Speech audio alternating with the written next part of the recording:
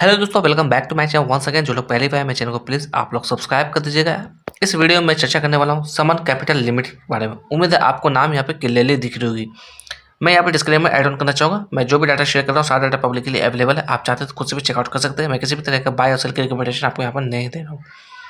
सबसे पहले यहाँ पे मैं बात कर लूँ तो लास्ट ट्रेडिंग सेशन यानी कि 26 दिसंबर 2025 की मैं बात करूँ तो यहाँ पर इसके अंदर तकरीबन 1% से भी ज़्यादा की गिरावट नोटिस की गई थी।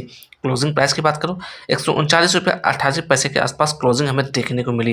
अगर यहाँ पर चार्ट पर चर्चा करें तो देखिएगा 1 डे के टाइम पर मैंने यहाँ पर चार्ट लगा रखा है। चार्ट के ऊपर कुछ पैटर्न्स आपको नजर आते हुए दिख रहे हैं।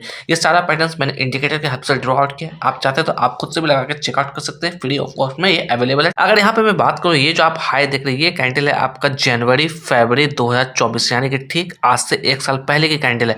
अगर इसके हाई की बात करें 210 रुपये का हाई बनाया था। उसके बाद बात करें लगातार एक तरफा गिरावट इसके अंदर देखने को मिली। लगातार लोअर हाई का फॉर्मेशन होता हुआ दिखा इस स्टॉक्स के अंदर और इसने अपना बॉटम बनाया अप्रैल के अंदर तकरीबन 97 रुपीज़ के आसपास। मैं बात कर रहा हूँ अप्रैल 2025 की।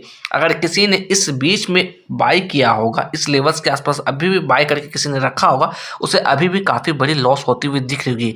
क्योंकि अगर मैं बात करूँ अभी क्लोजिंग प्राइस की तो तकरीबन 139 रुपये के आसपास चलता हुआ दिख रहा है।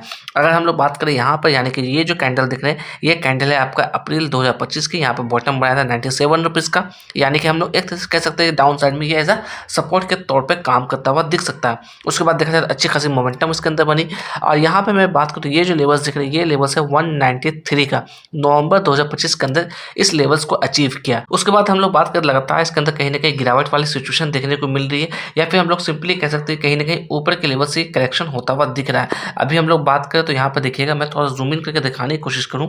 अगर मैं बात करूँ इंडिकेटर की मदद से तो इंडिकेटर की मदद से ये लेवल्स जो देख रहे हैं यही लेवल्स हमारा एज ए सपोर्ट के तौर पर आता हुआ दिख रहा है। मैं सिर्फ और सिर्फ पॉसिबिलिटी की चर्चा कर रहा हूँ, किसी भी तरह की श्योरिटी की बात नहीं कर रहा हूँ। अगर मैं इसकी एग्जैक्ट रेंज की बात करूँ क्या रेंज आता हुआ दिख रहा है तो इसका रेंज आता हुआ दिख रहा है 116 रुपये से लेकर 124 रुपये के आसपास। ये एज ए सपोर्ट के तौर पर काम करता हुआ दिख सकता है।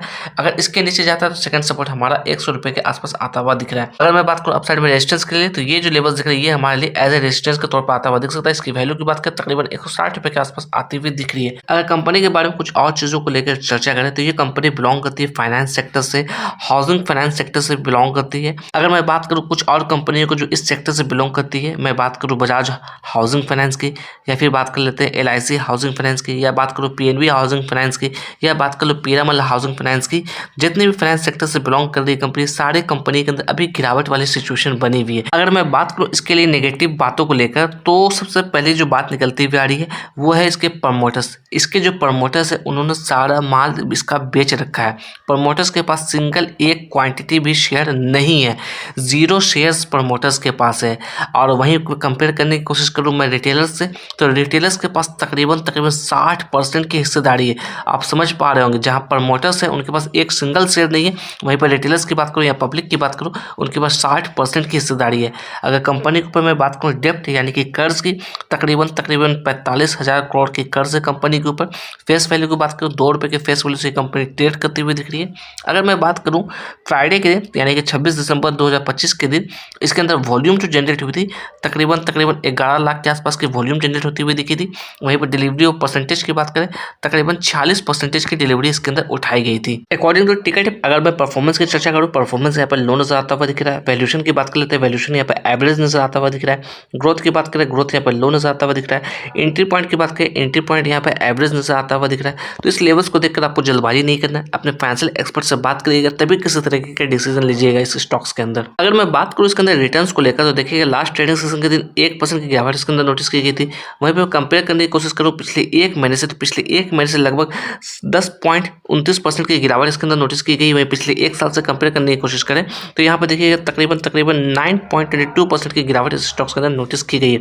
अगर मैं बात करूँ फोरकास्ट को लेकर तो देखिए किसी भी एक्सपर्ट से अभी तक कवर नहीं किया, किसी भी तरीके की रेटिंग से यहाँ पर आती हुई नहीं दिख रही है। यहाँ पर देखिएगा मैं इस बात करूंगा शेयर होल्डिंग पैटर्न्स को लेकर। प्रमोटर्स की मैं चर्चा करूँ जो मैं आपसे डिस्कस कर रहा था, देखिए प्रमोटर्स के पास 0% की हिस्सेदारी है। अगर आप स्क्रीनर के वेबसाइट पर भी जाएंगे तो वहाँ पर भी आपको 0% की होल्डिंग प्रमोटर्स के पास नजर आती हुई दिखेगी। यानी कि सिंपल सी बात है एक भी सिंगल शेयर प्रमोटर्स का इसके अंदर नहीं है। अब वहीं पर रिटेलर्स की बात करें तो देखिएगा रिटेलर्स के पास तकरीबन 64% की हिस्सेदारी। आप समझ पा रहे हैं कितनी बड़ी हिस्सेदारी रिटेलर्स के पास यहाँ पर निकलती हुई आ रही है। अब वहीं पर कंपेयर करने की कोशिश करें एफआईएस से, तो एफआईएस की बात करें तो तकरीबन 19% की हिस्सेदारी। अगर मैं बात करूँ म्यूचुअल फंड की होल्डिंग की, तो म्यूचुअल फंड के पास तकरीबन 11.5% की होल्डिंग निकलती हुई आ रही है। वहीं पर डीआईएस की बात करूँ तकरीबन 5.39% की होल्डिंग निकलती हुई आ रही है। यहाँ पर मैं बात करूँ रिटेलर्स को, तो रिटेलर्स को कहीं ना कहीं अवेयरनेस के साथ काम करना, किसी भी तरह की जल्दबाजी नहीं करना है उनको। अगर किसी भी तरह का डिसीजन लेना है तो मैं अगेन कहना चाहूँगा अपने फाइनेंशियल एक्सपर्ट से बात करिएगा, तभी किसी तरह का डिसीजन लीजिएगा। इसके बैलेंस शीट को एक बार जरूर चेकआउट करिए अगर आपका लॉन्ग टर्म का व्यू है स्टॉक्स के अंदर तो।